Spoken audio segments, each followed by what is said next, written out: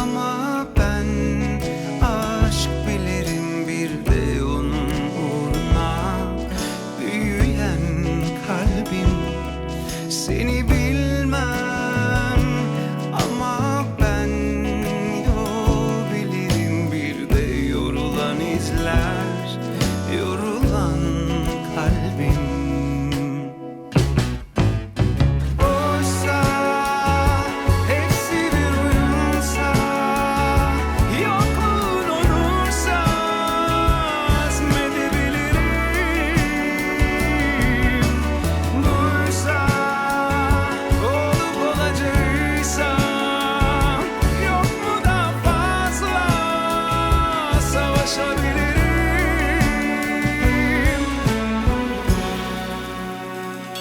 Yakınıma düşer gölgen, bir adına ölüm derdin.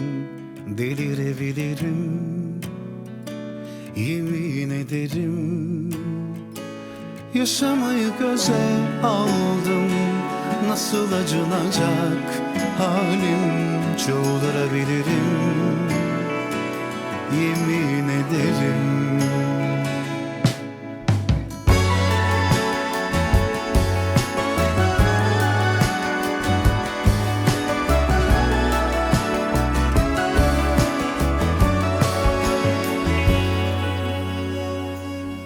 Seni sevdim ama ben aşk bilirim, bir de onun uğruna büyüyen kalbim.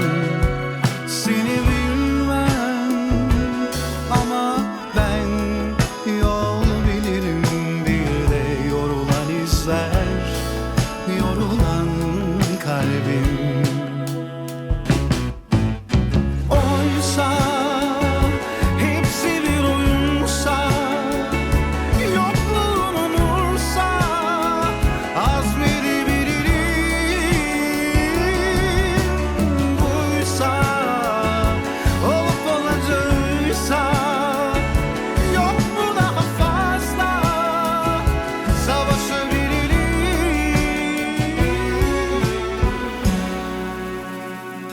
yakınıma düşer gölgen, bir adıma ölüm derdin. Delirebilirim, yemin ederim. Yaşamayı göze aldım, nasıl acınacak halim. Çıldırabilirim, yemin ederim.